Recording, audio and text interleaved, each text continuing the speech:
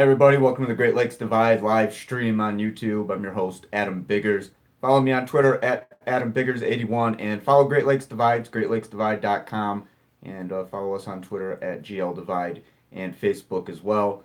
My partner Ryan Schuling covering Michigan State and myself covering Michigan as usual. And going to tweet out the live link here just so everybody knows that we're live. Going to start doing these a lot more on a regular basis now that camp availability is pretty steady. We have a schedule,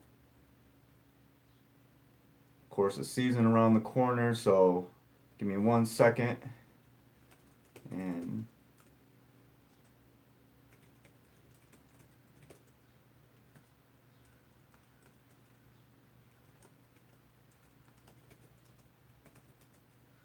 I'll get to the questions. I didn't get any questions on Twitter. I tweeted earlier. So I meant to do one last night, but I got kind of busy. Availability was a little bit later.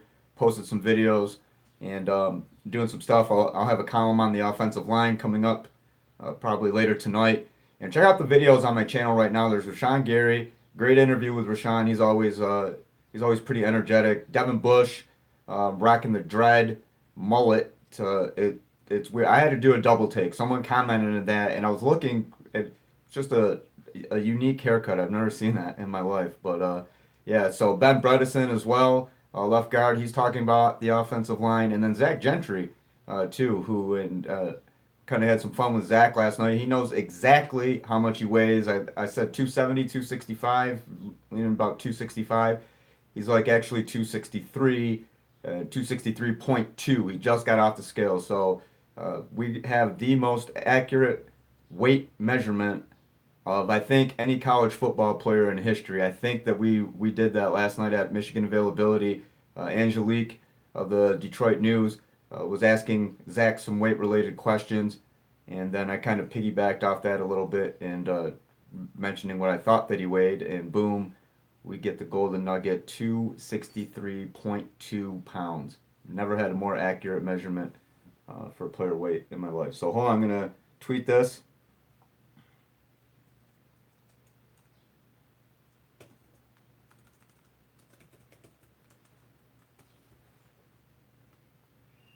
And we'll get going. And again, follow me on Twitter at AdamBiggers81. Follow Great Lakes Divide at GL Divide. And that's on Facebook and Twitter. Same handle. We'll have Instagram up and running as well. So, I'm going to get into the chat, see who's all in here. And there's nobody in the live chat right now. I can't believe it. This is the first time, I think. Subscribe to the channel though. The subscriptions kind of tailed off a little bit, I think, when I stopped doing the live streams, and then when I started doing them again from Big Ten Media days, then we started getting some more. So it's like 100 more subscribers. We're very close to having 1,000. Cody Peischer, I don't know who that is. Manny wants to know if McCaffrey can play other positions. No. I'm sorry I didn't call you back, Cody. I actually I'm free today. I'll give you a call afterward. Cody Peischer, but if you guys remember the Michigan Dallas trip last year when I did the live stream, and we had the honor of having Nate Tuttle come in and do a cameo from the hotel. I did it from like the little office room in the hotel, and I believe Cody was also caught on camera a little bit. Cody and I and Manny wasn't on there, and Nate, we were all down there for Michigan versus Florida. Had a great time, really. Dallas is a fantastic city. Cody, chime in on this. Dallas, yes or no on Dallas? I loved it down there. Mike Sobrowski says, "What's up, Adam?" Hey, Mike, how you doing? Let's get this started, guys. There's a few people watching, only two in the live chat. I do not have any questions on Twitter, and again, that's probably a first. Is this going to be the shortest live stream ever? We usually go about 30 minutes. At least 45 minutes in a lot of cases. I'll start with what Rashan said last night, and it sounds like Aiden Hutchinson's coming along pretty well. So I would not be surprised if Aiden finds himself in the two deep, or he's going to get some good snaps this fall. Don Brown alluded to the fact that he's leaning toward Aiden being ready. Rashan, I asked Rashan because Chris Wormley kind of, mentored Rashan as a freshman, and Rashan's doing that right now with Aiden Hutchinson. All right, here we go. Matt Crittenden, hey, how much have I missed? Matt, you are in here. Just begun. As just began. Began. I was complaining about not having anyone in the live chat, and I didn't have any questions either. So, Mike Sobrowski says all four guys seem like we are more focused as a team. Not much to dissect, but I just like the vibe from all of them. They're pretty confident, Mike, and I mean they've always been. I mean, I can't really say. Maybe back in like 2014, you know, some guys were kind of testy. I know some. I mean, Devin Gardner sometimes, Devin Funchess, they were a little bit defensive at times. I mean, Brady Hoke was certainly defensive a lot, and but I think the vibe did change when Harbaugh got there. And I mean, they were confident in 15, they were confident in 16, they were confident last year. But yes, this year I don't know if it's necessarily different, but I mean, just the fact that they're more experienced, I guess. I mean, if you talk to a guy like Rashan, Devin Bush too. I mean, Rashan's really energetic about it. Devin Bush, I'm not saying that he's not energetic, but he's more even with it. But I can tell a lot of times in his body language and the way that he says things, Devin seems pretty confident as well. I mean, they have a really good defense. They're gonna. I've been saying this forever. You guys know that if you read my stuff, if you follow me. I mean, Michigan's defense, there's not never anything major to worry about. I mean, last year they were talking about the corners a little bit. Took the corners a little bit to get advance, to advance. Josh Metellus had issues a little bit. I mean, there are minor issues in the secondary, but not anything that you could point to and say, okay, well, this is a major weakness, and this is going to cost them X, Y, and Z. I think all of the major questions lie on the offensive side of the ball, and I've been saying this. So, Cody Peischer wants to know. Jules wants to know if Spate is the front runner at UCLA, and John Brower is in here. He says, "Hey, tell Jules I don't know. I'm working on it. I'll figure it out. I think Wilton's in pretty good position though." Albert McKinney says, "When does a young O lineman finally knock off a vet?" Albert, it sounds like, and watch this video with Rashan Gary. I had to remind him it was Jalen Mayfield. Rashan was like, "I was a young," they're asking him, any young guys on the O line. And I mean, James Hudson's getting some reps too at tackle spots. But I mean, if you're talking about like overthrow, start, I mean, if there's going to be a freshman to start on the offensive line, I don't think that's going to be the case. But I do believe Jalen Mayfield is going to be in there as in the two deep, definitely. I think he'll probably end up being backup right tackle to John Runyon. He might be a backup left tackle. I mean, it sounds like Aiden's pretty good and he can play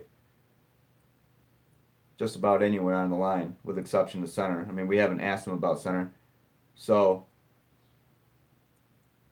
Matt Crandon, how concerning is the news about the shoes? I'm not sure yet. I want to find out more about it. I mean, it's I don't believe it's going to be anything crazy. John Brower wants to know, is Wilton eligible? Yes, Wilton Spate is eligible.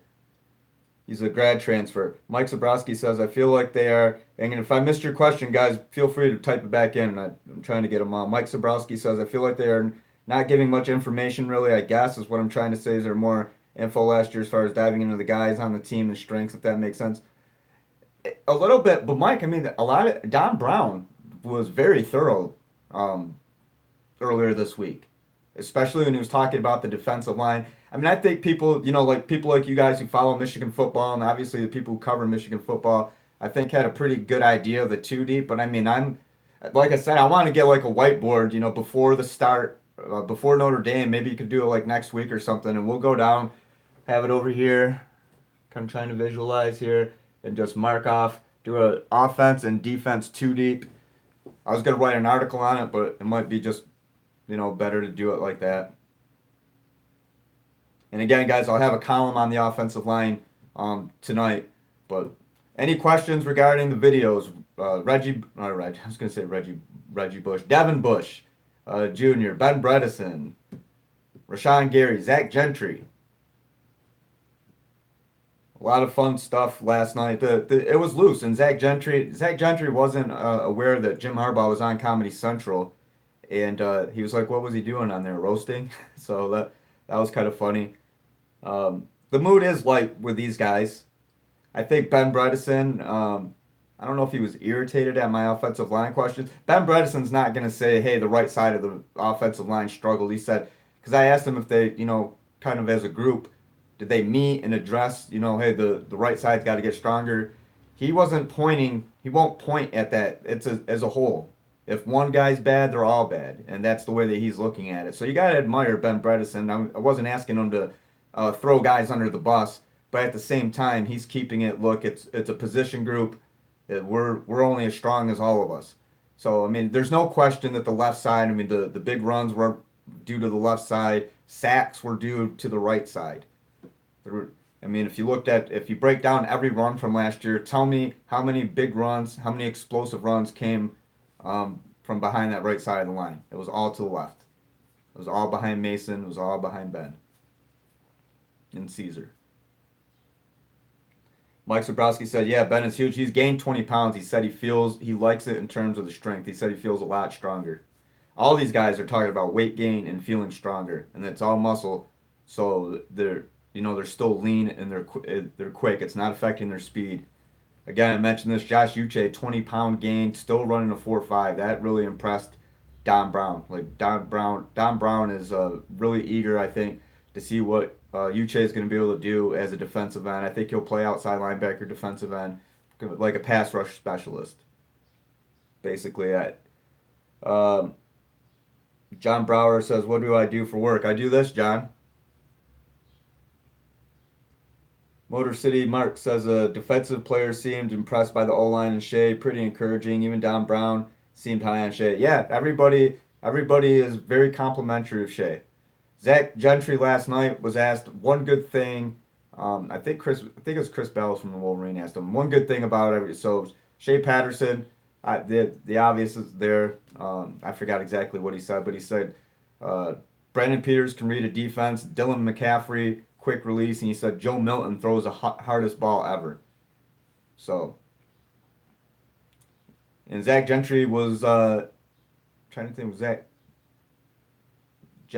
Gentry was a true freshman, I believe. That would have been Shane Morris. Shane Morris threw a pretty hard ball too. So, I'm trying to connect to see if Zach Gentry was practicing with Shane. I believe he was. So, throws a really hard ball. He says. Matt Crinton said, yep, Patterson moves around the pocket really well. Yes, he did. Thanks, Matt. Matt obviously watched the videos.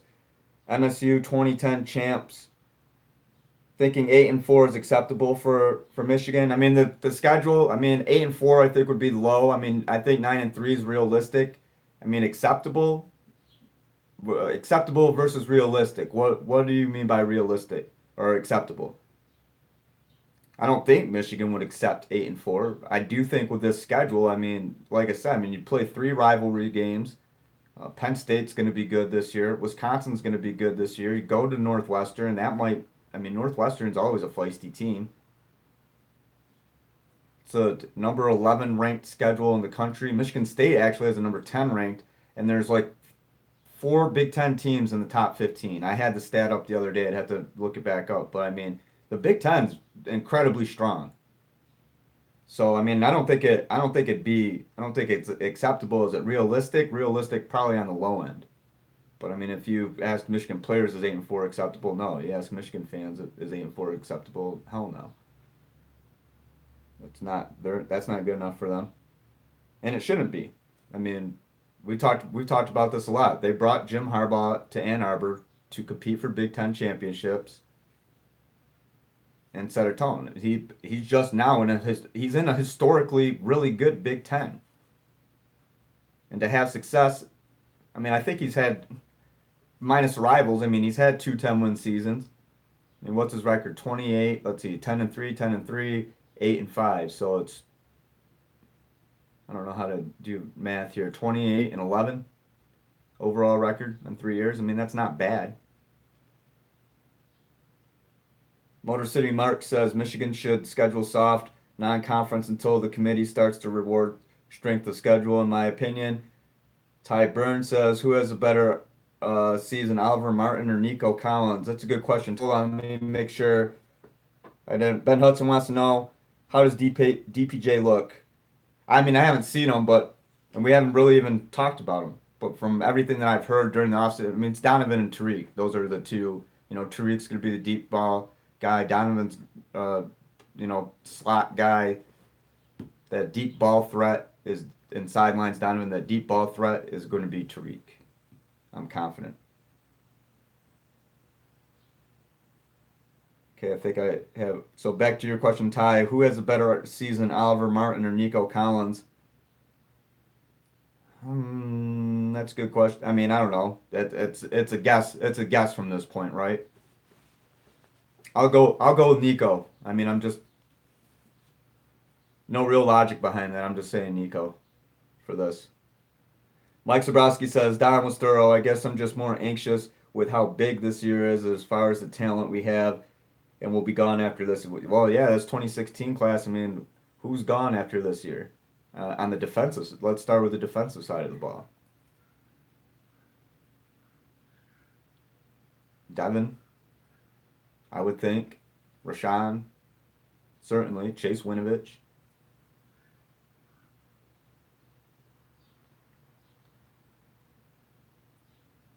Chandler Ellis says 9-3 is never acceptable, but I wouldn't expect anything more than 10 wins. I think that's fair, Chandler. Bear Hudson, how huge has Ben Herbert been? I mean, huge in the sense of everybody's gained weight. I mean, if nothing but great things are being said about Ben by the coaches, by the players. I mean, it sounds like this guy's really gone to work. Has implemented his programs. All these guys are putting on. I can tell just by looking at them that they're bigger. I could tell with Zach Gentry that he's bigger. He's put on like almost 30 pounds since arrived at Michigan. You could tell like Ben Bredeson. I mean, Ben was already big. You could tell that he's big. I want to see Josh Uche in person. I'm sure we'll be able to tell that. I could tell that Devin Bush was bigger. It's hard. I couldn't tell like with Ben and Rashan. It's hard to tell because I mean they're already huge anyway. But with Ben, I think he did look big. Zach Gentry though noticeably bigger. I could tell. His upper body and his shoulders, he was noticeably bigger. Matt Crittenton says Rashawn, Devin Chase, Long Hill, Khalik all gone. Yeah, Matt. I mean, but they're talking. They're speaking highly of a lot of these guys. I mean, Josh Ross, I think, is going to be pretty good. He's cross training. Uh, Devin's teaching him the mic position. There are guys who are going to be ready, I think. And Michael Dwumfor on the defensive line, I think Michael Dwumfor is going to be very good. I mean, last year I remember asking Jim Harbaugh about it, and he compared Michael Dwumfor to like a Mo Hurst. He compared Kwity Paye to a Chase Winovich. And I mean Luigi Villain, I still don't know how he says it. Who knows? Is it Villain or Villan? Luigi's going to be really good.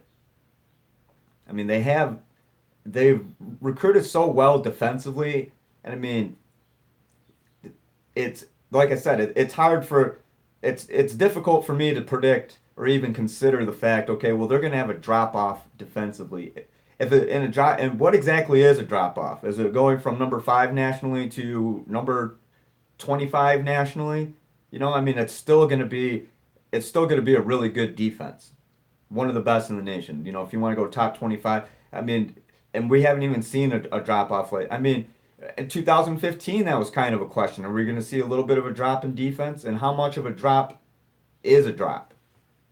When you're already at this level, and then, okay, well, we had kind of a rough year, a little bit. Guys were growing, trying to get some experience. Well, now we're right here. Well, everybody else is right here. So, relatively speaking, I don't think there's anything to worry about it. But yeah, all those names you just rattled off, absolutely. I mean, if that's a lot of talent. Ethan, hey Ethan, how's it going? Matt Crittenden says Villain, I think. Thanks, Matt. 5-6 wants to know, do you think LeBron James is good at Papa Shot? What is Papa Shot? I don't even know. He probably is. He's probably good at everything. Mike Sobrowski says, I want to see you interview Ben Mason. I want to interview Ben Mason again. Are you mentioning from last year? Ben, if you guys haven't seen that video, look that up. Ben Mason, forgot the exact question. Something about He's never scared. And he looked at me like, I mean, he looked at me. He's like, dude, I'm effing serious. That was the look on his face, and I just looked at him and I was like, oh, something like, I know you're telling the truth, or I gotta watch that now. But yeah, Ben Mason, you want to talk about intense, and Ben Mason might be on the defensive side of the ball a little bit. We could see that. Okay, back to Ethan says, I was listening to the playoff drive on ESPN today, and they said that while the Big Ten is stacked, Ohio State is the only true talented team. Would you say the Big Ten is the most talented conference? I think the most talented conference. I mean, I don't know. There's going to be good teams everywhere. ACC, Big 12. I think right now, in terms of how good Big Ten football is, and it's been building up this way for about the past 4 or 5 years. The Big Ten's as good as I've ever seen it, and I've been watching Big Ten football my entire life. And I mean, national analysts, have been saying this too for the past few years. So I think that the Big Ten is certainly one of the best conferences in college football, and I think right now to say Ohio State's only true talented team, I think that's kind of a dismissing Penn State and Michigan State. Penn State and Michigan State are going to be pretty good this year. Dismissing Michigan, Wisconsin. I mean, there are good. I want to see Nebraska. I want to see what Nebraska ends up doing. And can you imagine a Big Ten if all these teams are good at the same time? Yeah, they're going to be beating up at each other, but if the Big Ten has Nebraska, Penn State, Ohio State, Michigan, Michigan State, those five teams in the national conversation all the time, if people, I mean, that's great for the Big Ten. I would challenge any other conference to have five names that big and to be talked about all at the same time. So. I didn't answer your question exactly, Ethan, but I don't. The answer to answer, do I think that Ohio State is the only talented team in the Big Ten? No, I don't. I think Purdue might end up being pretty decent too. I like Jeff Brom. Mike Zabrowski says 25 touchdown passes over or under Adam. Oh,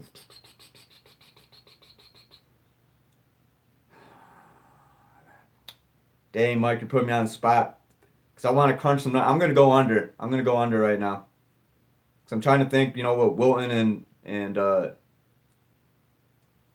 trying who John O'Corn. I'm like, who else was the other quarterback? Mike Zabrowski says, yes, and mentioned, okay, with the Ben Mason thing. Yeah, he is freaking awesome. Yeah, Ben is an intense dude, for sure. Astro World says, I know we're still 3 weeks away, but who do you have winning between Notre Dame and Michigan? That's a good question, Astro World. I mean, I think it's fair. I mean, Notre Dame last time I checked was like a 3-point favorite. It's at Notre Dame. I don't think it's I don't think it's out of the realm of possibility for Michigan to go down there and win. And imagine the tone for the season that would set going there and winning at Notre Dame. And Rashan Gary's got a little bit of extra motivation because he was asked about Brandon Wimbush, and he said Brandon's the reason why he doesn't have a state title, a high school state title. And then I asked, it's at the end of the video, so check it out. At the end, I asked him, I said, well, does that serve a little bit of extra motivation for you September 1st? And he kind of just laughed and he said, he's a, what did he say? Something about you'll see. He was laughing about it, but you got to believe he's got a little bit of personal motivation. Got to believe he's going to want to go say hello to Wimbush as frequently as possible. Just go up and give him friendly hugs. Thank him for, hey man, thanks for costing me my high school championship. I appreciate it. Several hugs that game. It's going to be a fun matchup to watch, I think. And when you know that little personal tidbit, then you'll be able to, I think you'll be able to have that in the back of your mind, and then you watch the guy play. I like knowing stuff like that because you're like, man, this guy isn't just battling like he normally does. He's battling. He really wants to go say hello to Brandon. Tim Beck says, hey Adam, glad I finally could make one. Glad you're back. Love these. Thanks, Tim. Thanks for watching. And Tim, if you just joined, I have videos on Rashan Gary, Devin Bush, Ben Bredeson, Zach Gentry on the YouTube channel. Like and subscribe if you haven't already. Follow me on Twitter at AdamBiggers81, and follow Great Lakes Divide, GreatLakesDivide.com at GLDivide.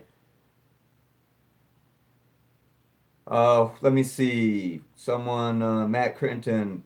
Is it normal for all the players to be talking about the strength and conditioning program, trying to figure it out? Is it real or just normal off-season hype? I think it's real. I think it's really real. It's real. I mean, look with Michigan basketball. I mean, Sanderson. I mean, these guys talk about the Sandman, Camp Sanderson. Guys at Michigan State talk about Ken Manny. I mean, I think it's normal to talk about the strength. It is part of off-season stuff, but I do believe that there's something to it. I do believe that they're, different strength and conditioning coaches and just the way that they motivate and all their, the programs that I think there's something to it. I don't think there's hype. I mean, yeah, to an extent there's always a little bit of hype, right? And how much influence does he really have on these guys? Well, I mean, they're all gaining weight. They're all getting bigger. And I think that's kind of are they getting bigger and stronger and are they not suffering as many injuries. That's kind of that to me. That's the barometer, right? That's what you got to look. To me, that's basic. Is a strength? How successful is a strength and conditioning coach? Well, how strong and how conditioned are his players? If they're getting beat up on the field all the time and getting injured, well, maybe he's not doing something right with them. So, Ty Burn is DJ Durkin on the hot. Ooh, I know that Maryland thing. I don't know if he's on the hot seat. Watch out though.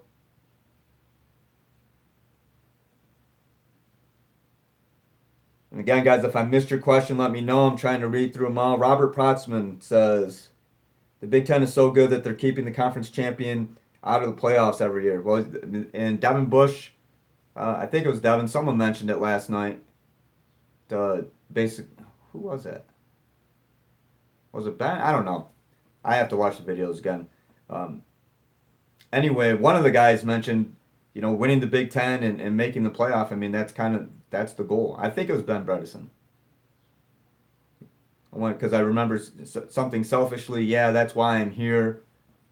And not saying that he's selfish, but yeah, as a player, I mean, you're going somewhere. You he went to Michigan to compete for Big Ten titles and college football playoff berths. So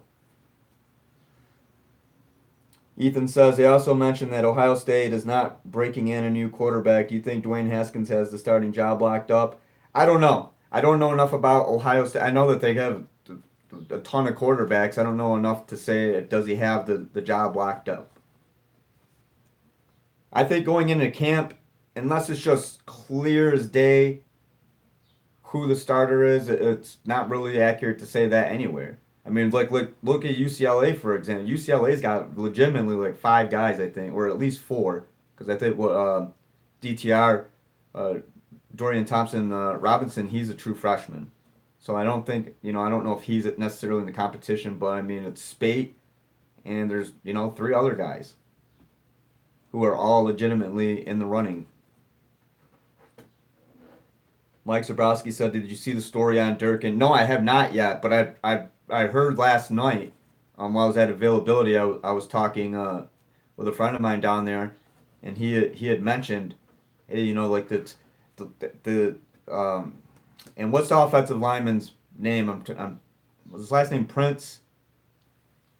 I can Google it. I want to stick to Michigan stuff, but anyway, um, it sounds like they just like didn't either believe that he was heat exhausted or just completely didn't care, and they like he had signs of heat exhaustion. He was not treated, and the strength and conditioning coach, I guess, said drag his ass off the field or something to that effect. I mean, yeah, it sounds really bad. Again, I haven't read all the details of it, and I haven't seen the story on Durkin yet. I've been busy doing some website work and that sort of thing. Matt Crittenden said DJ Durkin should be fired. That while a program should be scrapped, a kid died on the practice field. Greg Ryan said, "I just made it." Hey, Greg. Astro World. Who are your sleeper contributors? Sleeper contributors on this Michigan team, offense or defense? Greg Ryan says, "I have to read the Durkin story. I really liked him. He was better than Brown." I disagree. I did like DJ. I thought DJ was a fantastic defensive coordinator. Matt Crinton said, "Mad Rashan is the best Rashan." Yeah, and in that video, guys, Rashawn's talking about how he's got contact. It's a wonder how he's played so well, and I feel like he's not that he could barely see, but now he's actually got 20/20 vision, normal vision, clear vision, and he's been playing because he's got to wear glasses, but he didn't like goggles because he said they fogged up, and they looked funny. He didn't want to wear them, and obviously he's not going to play in his glasses. So he said he's been wearing contact lenses. He used to just not wear anything. Mario Moore, who do you think starts at both tackles, O line, and South Bend? Right now, I'm gonna guess Juwan Bushell-Beatty at left tackle and John Runyon Jr. at right tackle. Robert Protson says shutouts don't mean anything. Brown's defense was first in the country at Boston College, and he's been amazing here. Top 10 defenses every year. Yeah, I mean, yeah, that shutout streak was something to watch, wasn't it? I mean, it was fun to cover. I remember I was doing a thing. Kenny Allen was outscoring, other teams. I was doing a Kenny counter. Yeah, I mean, it was fun to watch.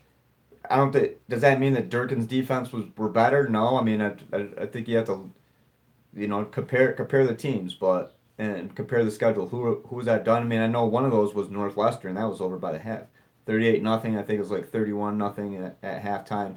But I mean, I would disagree to say that DJ Durkin was better. I mean, Don Brown's a real deal, and DJ was too. I mean, I think they're both two great coaches.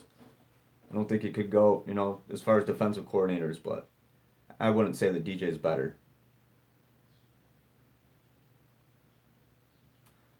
Kevin Cornwell the second says, think Dylan McCaffrey could possibly get the number two spot. He's making a lot of improvements. He has improved a lot. I mean, and again, guys, my stance on Brandon Peters is if Brandon isn't legitimately in there, if he doesn't, if he didn't compete for the starting job, and if he's not the obvious backup, then where do they go wrong? Because I mean, this is Jim Harbaugh's first real true quarterback, right?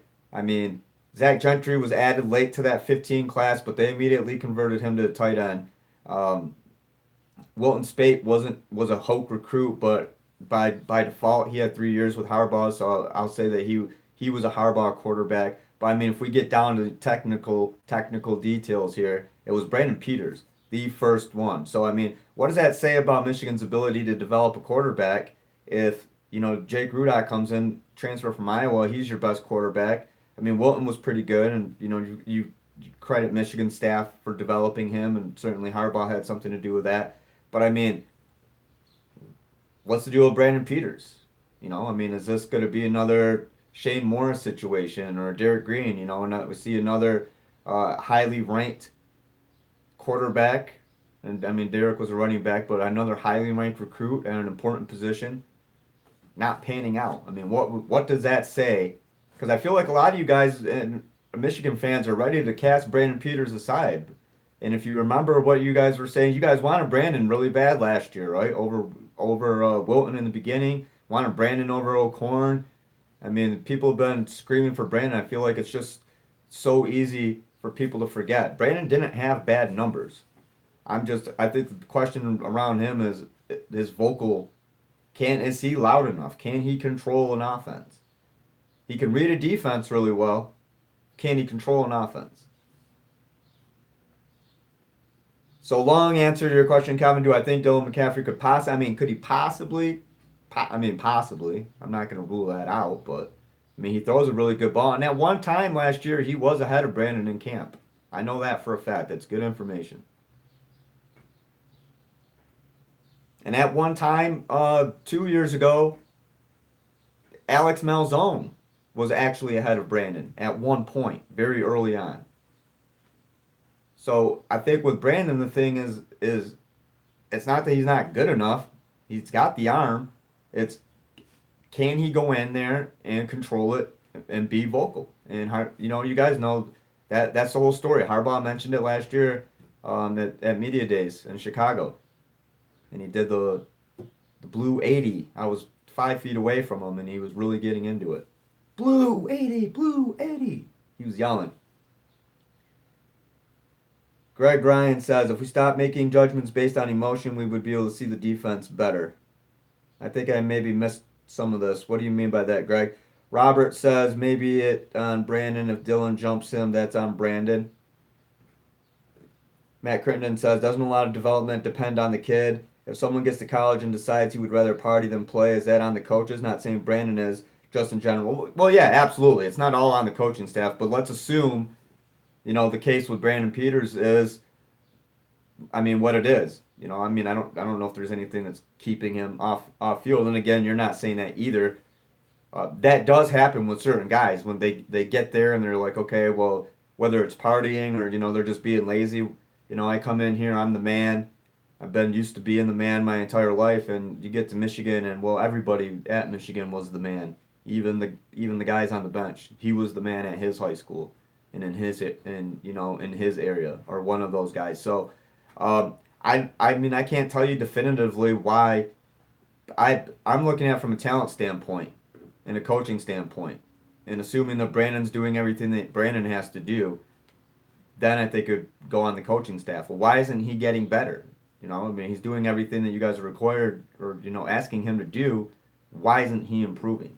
He was supposed to be a really good quarterback. A lot of people believe Brandon Peters was going to be, one of those program quarterbacks, one of the guys that people will talk about. Ethan says Peters was very good last year. The truth is that Shea is the most talented quarterback that Harbaugh has had since Andrew Luck at Stanford. I don't know. I think a lot of people are really excited about Shea, and I'm not saying he's not. I want to see before. I'm reluctant. I'm not on the Shea train. I was exactly like this too with Le'Veon Bell at Michigan State.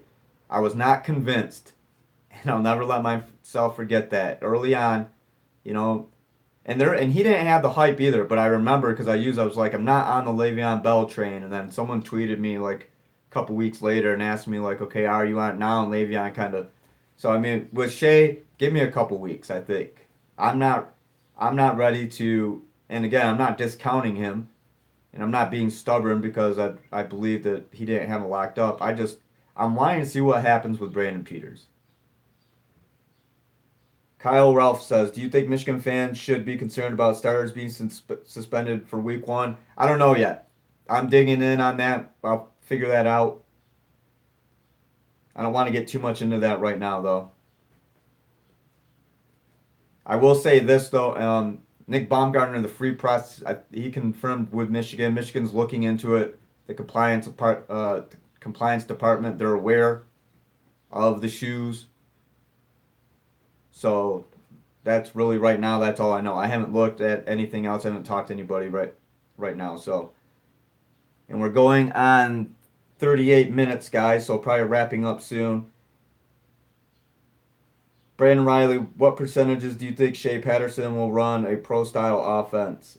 Again, guys, that's really difficult. We haven't really talked to all the coaching staff, and that's pure like speculation. Michigan traditionally is a pro style offense, so do pick a number, 70-30. Are they going to work in some shotgun and different type of spread stuff? A little bit, and again, we're talking about all this RPO, but the backbone I think of Michigan's offense always has been a pro style offense. So 70-30 pro. Robert Protzman said, I honestly wish someone would just in the QB room would step up and just so much better. Robert, that's a lot of words there, man. I honestly wish someone in the QB room would step up and be just some much better than every. Are you like voice texting to misinterpret what you said? Or I don't know what you mean by that. Evidently, Matt Crittenton does because he agrees with you. Dane Towery says, if Peters isn't the backup, it might not be that he isn't good enough. It could just be that McCaffrey has surpassed him and is better. Well, and again, too, and then you can use that argument with Dylan. Like, okay, well, look, Dylan was able to hop a guy. Michigan developed him. I just don't. I'm trying to wrap my head around this, the idea of Brandon Peters' career at Michigan being a failure. And I'm not saying it's been a failure yet, but the expectations were really high for this guy. And if he's not in the mix as a true starting option, then that makes me wonder like what's going on. And there were rumors flying in the summer that he asked for a transfer. I know that for a fact that was not true.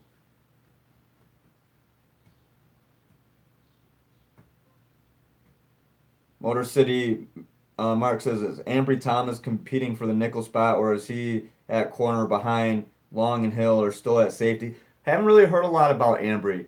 Motor City Marks. Jalen Kelly Powell, Brad Hawkins, been hearing about those guys.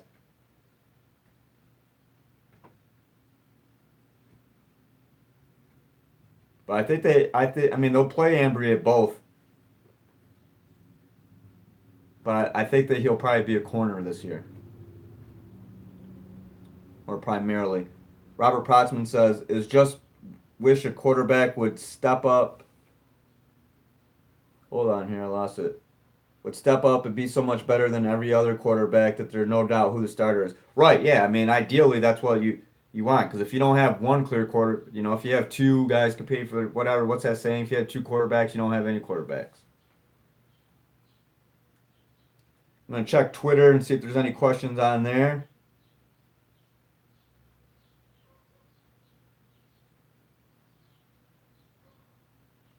Dana Boyle says, you had me at that hat, bud. I'm assuming it's a. What? Dan Mann. I apologize. I don't know who Dan is. Oh, Dana, are you watching this? I'm not sure. Something. Evidently, the hat drew them into the podcast. Yeah, I like hats. I definitely like those. Plus, it's blue. It goes with the shirt, so I tried to be fancy today. CJ Anyakuru says it doesn't necessarily mean he's failed, just got passed by much talented players. But I mean, I see what you guys are saying, and again, I'm not saying the word failure is kind of harsh, but it's fair to assume what happened. Again, because Braden Peters came in, he was supposed to be the guy, right? Go back and think about what everybody was saying about him during his recruitment. Once he got to Michigan, I mean, the spring, everybody thought that it was a race between he and Wilton Speight. It wasn't. I mean, if you want to talk about, I mean, Michigan did have a quarterback who was clearly the guy, and it was Wilton for 2 years. Wilton was clearly the guy, always was. He battled Rudock. He was right there with Jake Rudock for a lot of camp, and then Rudock clearly separated himself. I mean, Brady Hoke almost burned his red shirt as a true freshman, which of course would be it's kind of a redundant statement, but anyway.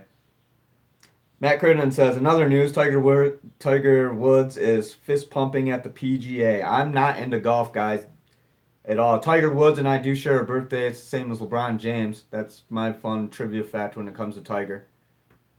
But a good Tiger is good for golf. I know that, and I know that people who are big time golf enthusiasts. And at one time, uh, Tiger Woods was arguably the biggest athlete in the world. So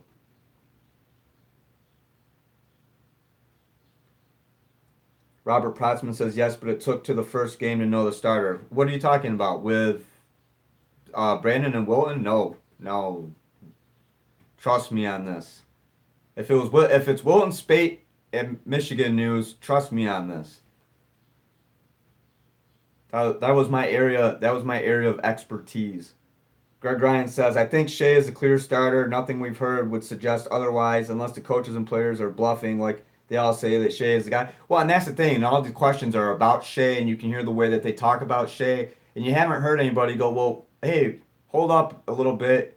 Yeah, Shea's really good, but I mean, these guys, I mean, Zach Gentry mentioned what, everybody does well, but I haven't got the sense that any players really or coach is really willing to cry. I plan on asking Jim Harbaugh directly, is there really a competition? Is this Shea's job locked up right now? And I mean, I expect it, I don't know what I expect. He might give a really good answer. He might not even want to answer it. Who knows?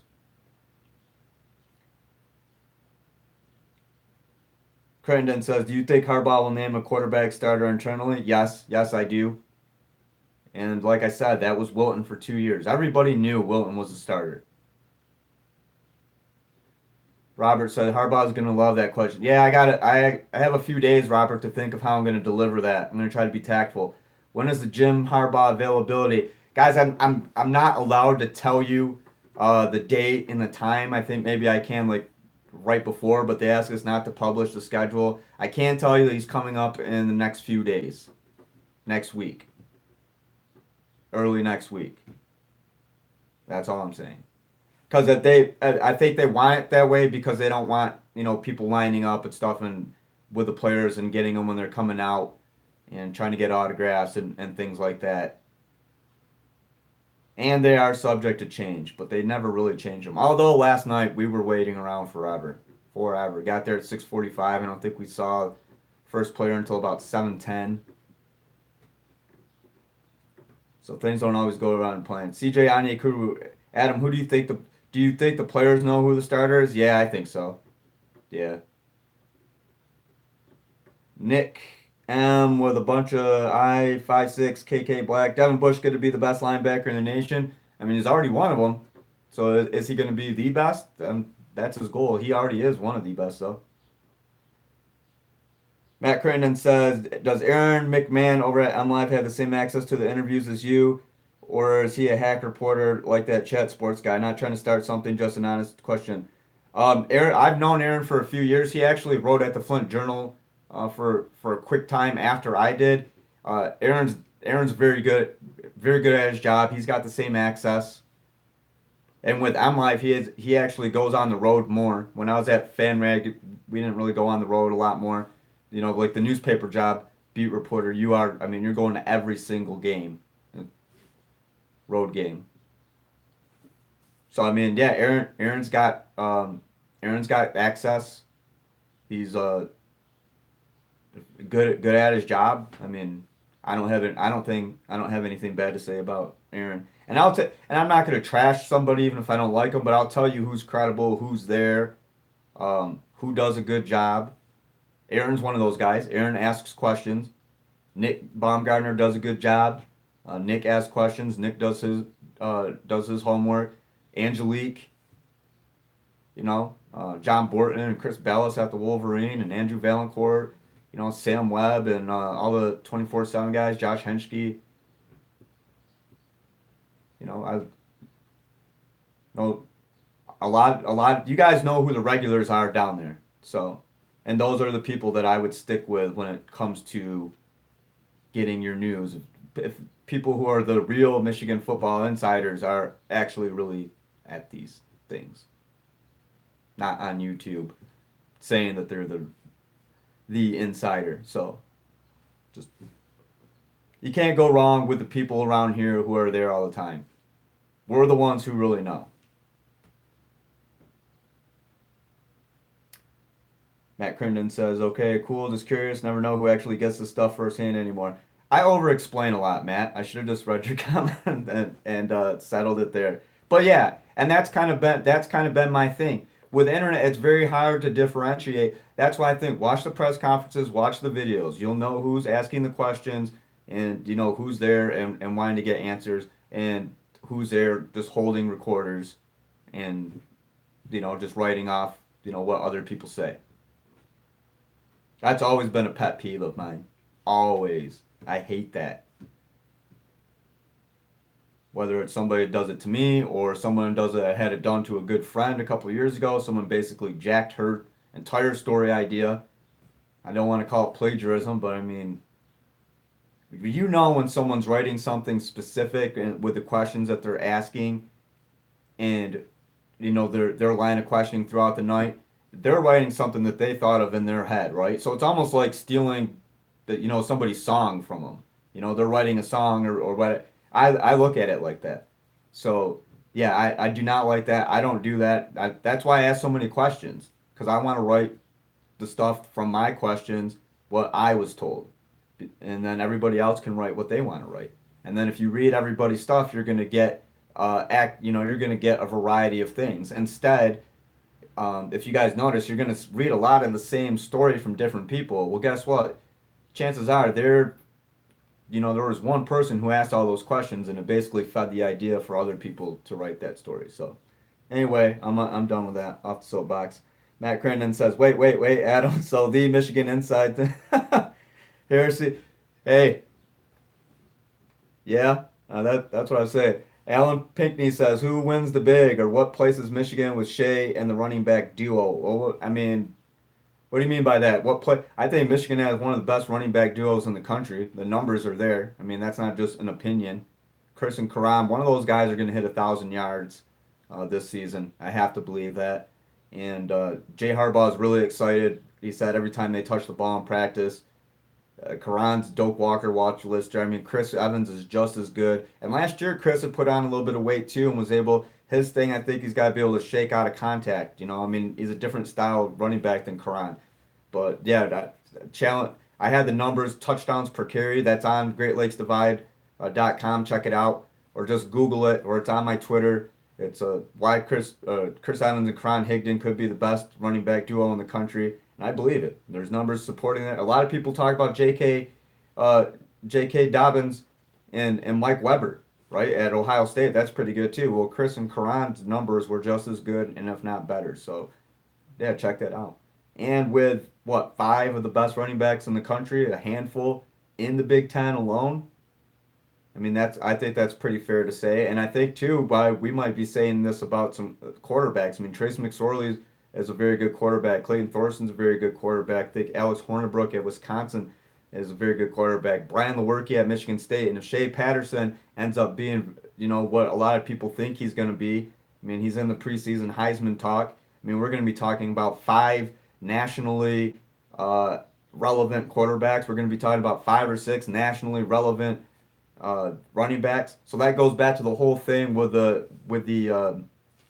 strength of the Big Ten and how good is the Big Ten. Well, that's how good the Big Ten is.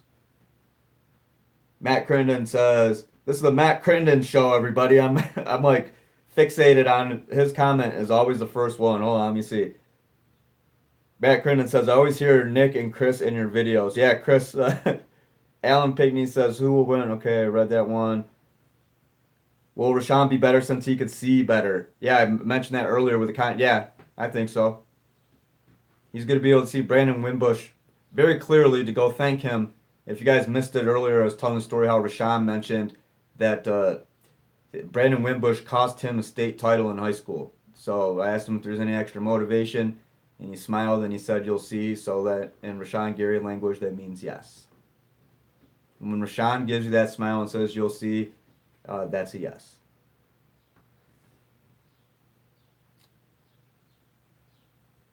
Jonathan Seward says, "What was it like meeting Gentry's shoulder?"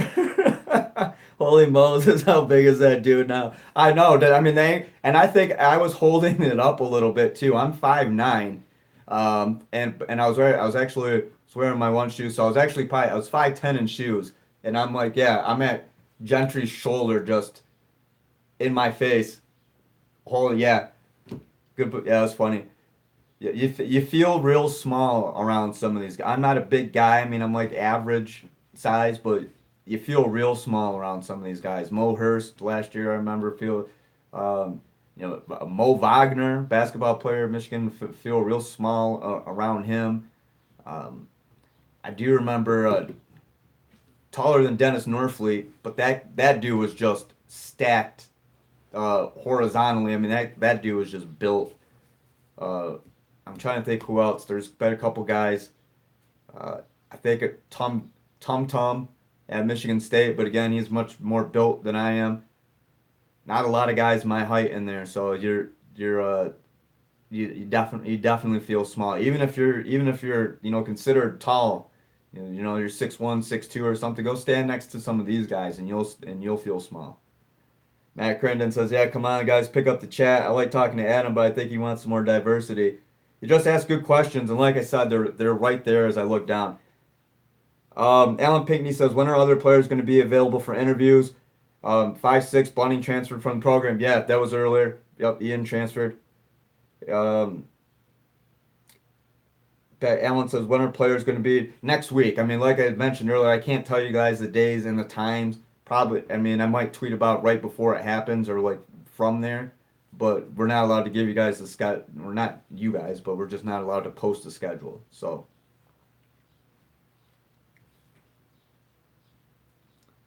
Nick MII56 KK Black says, how much will we see from Ambry Thomas? I think he might be a kick returner. I mean, he's going to be a backup corner.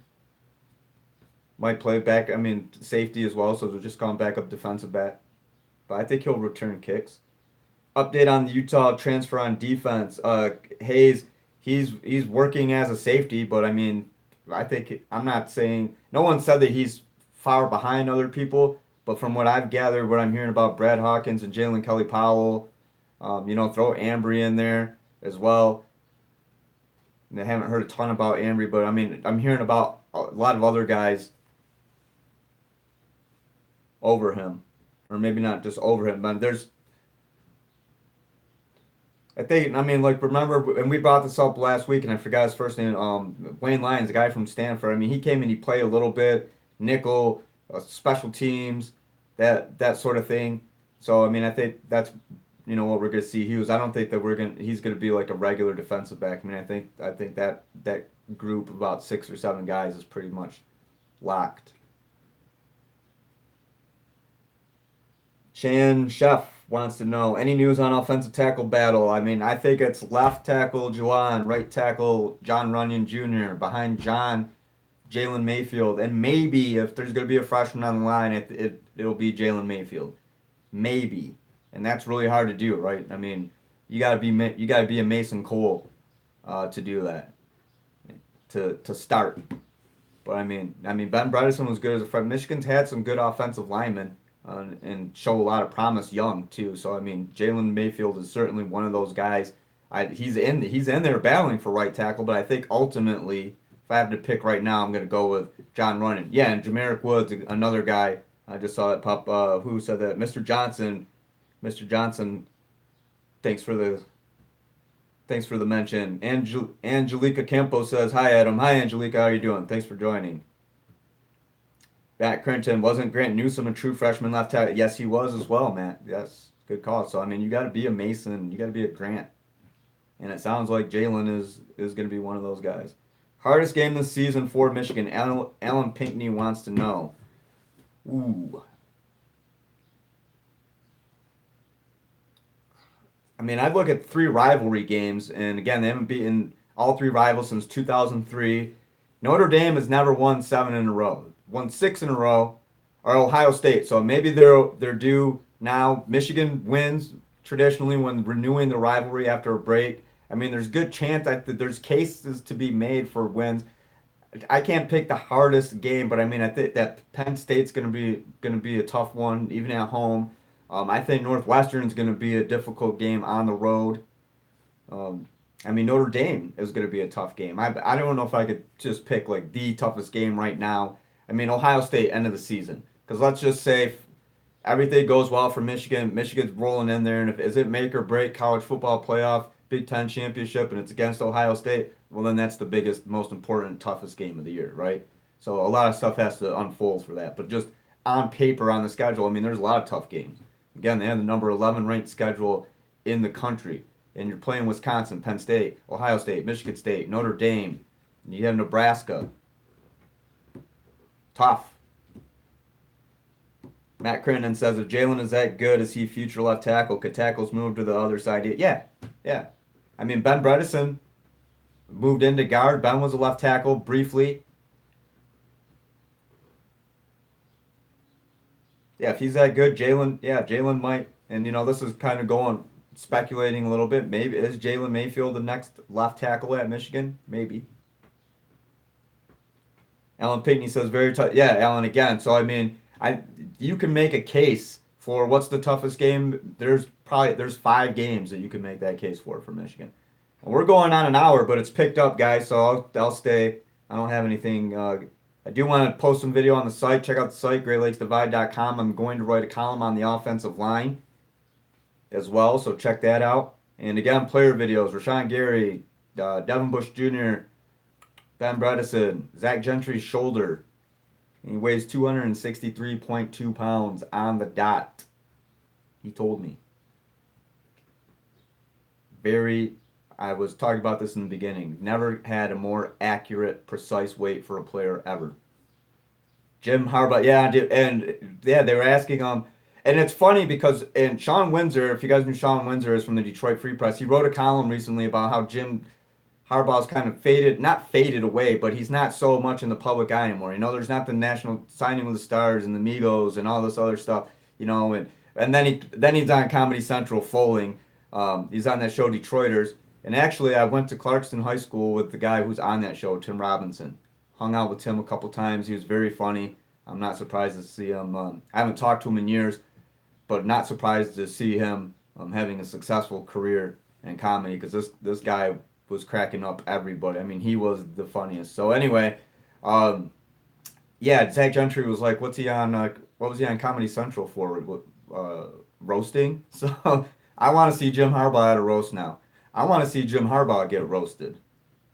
Let's lobby for that. Who wants to see a celebrity roast of Jim Harbaugh? I would pay. I would pay to see that, and I would lobby. I would lobby um, his brother to be the host of it. That would be great, and have Jack Harbaugh there, all the Harbaughs, all the kids, and it's a Harbaugh family roast with football players. That would be pretty funny. Hey, Adam, it's 263.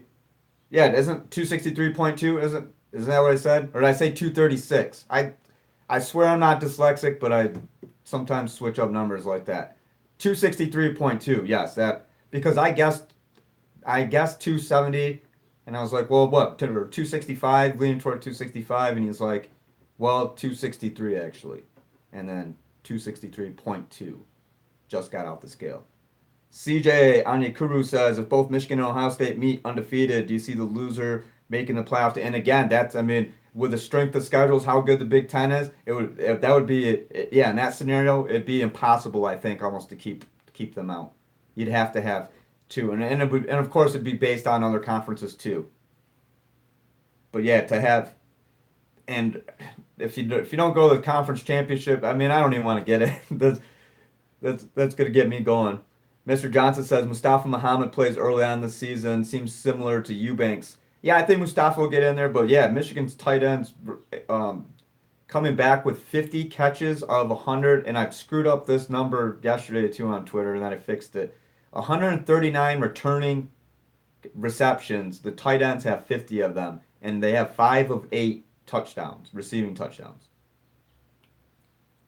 Matt Crinton wants to know, Adam, still covering basketball with Great Lakes Divide? Yes, sir. Yep, we'll be basketball.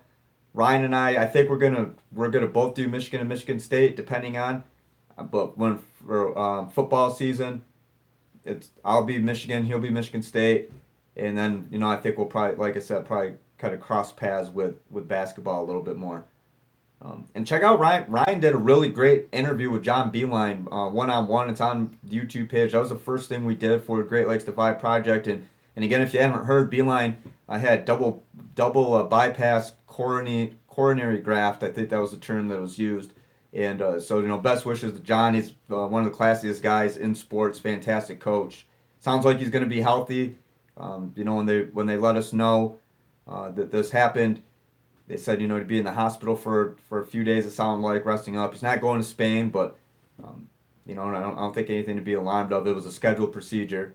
So, but yeah, it was a really good interview that Ryan did with John Beeline. And I've listened to it several times because he talks about a lot. I mean, talks about Mo Wagner, the NBA draft, talks a lot about Michigan, two elite programs, Michigan and Michigan State. And I mean, and that's kind of the premise, not to get off track here, with Ryan and I's idea with this. I mean, you have four of the biggest name college coaches in the country right here. You have four mega programs: Michigan State basketball, Michigan State football, Michigan State or Michigan basketball.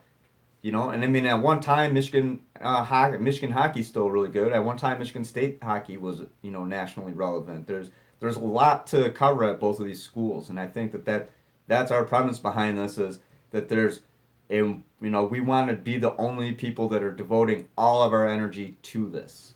And there's plenty of topics, whether it's Harbaugh, Izzo, D'Antonio, Beeline, you know, so many great players on both sides, great coaching. I mean, it's just if you're a sports writer, this is I think it's covering Michigan State. It doesn't really get any better. Both beats are very good. I mean, I can't imagine many college football beats being better than the Michigan beat. I enjoy it, and I think the people who cover it do as well. So anyway, Kevin Gerlich says, who do you think is the best candidate for most improved player this year? Well, Don Brown said that he thinks Brad Hawkins, out of any defensive player, has made the biggest leaps and bounds. But strictly as a defensive back, Jalen Kelly Powell. So I'm going to use Don's answer. Alan Pinkney says home field advantage is key to Michigan during big games or just consistency. But they haven't played well on the road. Their biggest loss, I mean, that Iowa game, still in 16. I still think of that. What would have happened? And then, when the JT was short, Michigan was inches away. And what those lost, I had the stat, they lost by like a combined, 6 points or something. All three of their losses were by like 7 points combined, something like that. I have to go back and read what I wrote. I memorized most of the stuff, but then I kind of just erase it and, focus on the next season sometimes. But yeah, it's Michigan competed right then and there for a college football playoff spot, and they were right there. Nick says, player you're most excited about? Well, I would have to say, I'm excited to see Rashan Gary. I think Rashan's going to be really good. Chase. I'm excited that Chris Evans. There's a lot of guys, honestly, that just because you know what they were when they came in and how good that they could potentially be. And I think, Chris is one of those guys. Karan, I'm excited to see that. I'm excited to see a healthy Tariq Black, first and foremost. I think that would be, if there's one player on offense, because there's just so much with Tariq, and obviously we didn't get to see it last year due to the injury. So yeah, I would think at least offensively Tariq. Defensively, I would say Rashan's there. Chase, I'd probably lean toward Rashan. Because I think Rashan's got the type of talent that he's going to have a monster year. And we could get into the whole, he doesn't have the sack total, the attention, Mo Hurst, and, all this stuff, and how much attention Gary's bringing. His presence alone makes him a great player. Angelica wants to know, I saw Rashan was a projected top 5 pick. Any other guys you think might crack the first round for Michigan? Kalik, I think. Possibly. Maybe Devin. Maybe Devin. But Rashan, I would think, is a solid first rounder. 5-6, do you have a sense of when camp will switch to mostly game planning for Notre Dame? A sense of when players will separate and settle into roles? Not yet. That's something I'm sure that I'll end up asking about. But I think they've had like 6 practices by now, 7. As far as, when they start turning, I'm assuming they probably do something every day that's related to preparing for Notre Dame, but in terms of like when they switch, okay, their focus, and it's a lot of like film study and stuff. I don't know. I don't know the schedule. It's an interesting question. I can find that out. Kevin Grulich says, "What's up, Adam? Finally made it to one on time." Yeah, Kevin, thanks for joining. And guys, we're going hour and 8 minutes on this. Any final questions? Make sure that I haven't missed any in here. Tatenda, Zinyemba. Long time, man. How's it going? Adam, just last week you said Josh Uche would be at defensive end. Just wanted to correct you and say that he'd be playing at linebacker. I think he's going to be linebacker, defensive end. He's going to be pass rush guy. And at the time when they were talking about him as a defensive end as well. So, he's going to be a pass rush specialist. Outside linebacker, defensive end. But I appreciate the note. Because he was mentioned in the mix with linebackers as well. So Alan says, any other opinions on anyone else getting drafted from Michigan? Not right now. Let's say that for another time. I know a lot of people, like I said, a lot of people think Shea Patterson is just going to be incredible. TJ Bauer says Uche would be such a good 3-4 outside linebacker. Yeah, exactly, TJ. That's Josh Uche right there. Nate Wolverine, how are the defensive tackles? Um, Brian Monet will be first and second down guy. It sounds like again Michael Dwumfor is in there, working pretty hard. As far as I just wrote about it. This actually, Don Brown, check it out. So I'm gonna get. We've been going for almost. It's an hour and 10 minutes. I'm gonna get off here and do some work. But read about it. I did write about the defensive line and go through. Don Brown was very detailed, and we're going through and basically naming off everybody that you need to watch and who's gonna do what. So there's some good detail on that. Matt Crinden says at TJ Bellware, I think that's where he would be used when they go into pass protection sets. Exactly. All right, one. Angelica says, "Are we expecting any more transfers? A lot of attrition." And Angelica, that's a good. It's a good point. And someone called me on Twitter and said Eddie McDoom was in the building. And guys, I'll tell you this right now. I think this is how it all unfolded, um, because Eddie was seen, uh, thanking people at the desk and everything. He had a bag. I saw Eddie walk by while we were at availability. And I don't know if you'll be able to catch it in one of the video. I don't know if I, as in the videos, because if you guys see in the videos when we're in there, right? Because I'm holding them up. You sometimes you'll see players in that back entrance coming in, and they're like hooting and hollering and stuff like, especially at the nighttime availabilities. But you'll see people just walking through there, and Eddie McDoom definitely walked in. He was there that day. So am I expecting to see any more transfers? I wasn't really expecting Eddie McDoom to transfer, and I don't think we're going to see any more now. I mean, see Tyrone Wheatley transferring, Kakoa Crawford's gone, Kareem Walker's gone, and I could tell you guys this: last year when I was in Dallas, I had a junior college coach from Arizona get a parent of a former Michigan player knew this coach. He called me and was saying that Kakoa Crawford was inquiring about transferring, but he kept calling him Dylan. He's like Dylan Crawford, Dylan Crawford, and I'm like Kakoa, and he just kept referring to him as Dylan. So he was in the team with last year. I didn't tweet it because I didn't. I mean, obviously he wasn't on his way out. I did mention it to Michigan, and I'm not surprised that Kako's gone just because, like I said, I did get that call last year. But I'm surprised that Eddie. I'm surprised that Eddie's gone. And with the depth at tight end, I mean, it's not like I can't. I'm surprised Tyrone Wheatley Jr.'s gone to just because. I mean, it's Tyrone Wheatley Jr. leaving Michigan, but I mean, his dad's already gone. That was kind of a surprise. I wasn't surprised to see Ian Bunting transfer. I mean that stuff just happens. I mean, you're not surprised to see a guy, Alex Malzone go on grad transfer. You're not surprised about those, but I was a little surprised by Eddie McDoom and the timing of it. So TJ Bellwether says so. Kakoa played all last season while thinking of transferring. Seems kind of sneaky to me. TJ, I'm not saying that. TJ, I am not saying that. Um, Pump the brakes. Pump the brakes. I'm saying that a junior college coach from Arizona did call me and said that Dylan Crawford was interested in coming. That's what he said. So don't. I mean, I'm not insinuating that Kakoa had one foot out the door last year. I haven't talked to him about it. I had reached out. I haven't heard anything. But yeah, TJ, no, I'm not saying that. I mean, if that's the way you want to take it, you can interpret it as you will. But um, he at least looked around prior to the start of last year. Matt Crinden says, "Do you follow recruiting at all?" Yes, I do.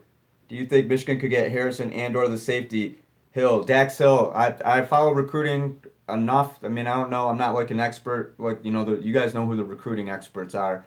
Um, so I'm not one of them, but I do have pretty good connections with a lot of recruits, and I had a good connection with Dax Hill last time I talked to Dax, and it's been a while, but he's always liked Michigan. So, and as far as I know now, yeah, I think Michigan's got a pretty good chance of getting Dax Hill. But I mean, again, there's Oklahoma and Oklahoma State are on him a lot as well, and Alabama's in there. I think pretty well. But I think Michigan's got a very good chance. He's always liked Michigan, and he had a lot of positive things to say about Michigan when I talked to him. So, but as we know, recruiting changes, and this was months ago, and things can change a lot. But everything that I've been hearing, from other guys who are into recruiting, yeah, I think Dax has a pretty good chance. So we're on hour 15 minutes. This might be the longest one. One more question. 5-6 says you think did he take Oklahoma off the list? Okay. Any final questions, guys? This is the real deal last one. Oh, Tatendo with a burning question says, can you explain to me why people have Levert as being slightly better than David Long? I think it's a matter of opinion. I mean, I don't think we've seen enough of both to definitively say one is better. I think they're both good. I like Dave. I mean, I prefer. I mean, really, I think David Long might be the better athlete. I think Levert brings a little bit more of like the strength aspect to it. I look at Dave. I think David's, and again, I don't know really how but I don't know. I look at that. I think David's just more of a fluid player. They're different styles of coverage. So is one better than the other? Well, I don't know. What style do you prefer? Matt Crittenden says you may not be the Michigan recruiting insider, but the only one who does these live streams. So my hat's off to you, my friend. I appreciate it, Matt. Yeah, and I do have some good connects with recruits, and I'll let you guys know when I have information and stuff like that. But as far as like the day to day, when's this kid gonna visit? He just took this, 5-6 pointed out Dax Hill. I'm not on top of it like that. There are times when I am, but right now I'm not. So something about Jordan Anthony. What about him? Yeah, Don Brown. Don Brown probably wanted to use a different term, so Jordan Anthony came out of the closet. I think he meant, in terms of he had a really good practice. So Jordan Anthony's had really good practices, and they're fighting for Mike McCray's old spot. Sounds like it's going to be Devin Gill in there, but Jordan Anthony, Drew Singleton. Drew Singleton's been in there. Josh Ross as well. Josh is cross training at Mike and Will. So Angelica, you're going with the Jordan Lewis spelling, the Jourdan. No worries on that. Yeah, Jordan Anthony is like Michael Jordan. TJ Bowers, they came out of the cut. Did you see that video, TJ? I was kind of I was kind of like, oh well, use a different term next time, Don. All right, guys. Well, hey, it's been real fun. This picked up. It was kind of like a slow start. I was surprised there weren't any questions on Twitter, nothing in the chat, but everybody kind of came, saw, and kicked some butt. So thanks everybody for the questions. Had a great time. Again, follow me on Twitter at AdamBiggers81, GreatLakesDivide.com, at GLDivide on Twitter and Facebook. We're covering the hell out of Michigan and Michigan State. If you want Michigan football stuff, obviously that's going to be me. I'll have a column on the offensive line coming up later today or tomorrow. I'm going to be posting the videos on the site, but you can check them out on my YouTube page. Again, Rashan Gary, Devin Bush Jr., Ben Bredeson, Zach Gentry, and then two coaches from earlier in the week is Jay Harbaugh, running backs coach, and defensive coordinator Don Brown. And also with my partner Ryan Schilling, we have a podcast that we recently posted. That's a couple days ago. If you want to get that a listen on GreatLakesDivide.com, and then of course I'll be having these live streams all the time. So a lot of you have been watching since last year, and then there's actually a lot of people who are new to this. So thanks for joining. And again, if you any questions, always at AdamBiggers81, and I'll try to read them off on here. And I think Monday we'll probably have another live stream. So I'll let you guys know what time we're going to do that. And thanks for watching. Talk to you next time. Have a good weekend. An hour and 19 minutes and 22 seconds. We have a new record for the longest live stream. All right, bye.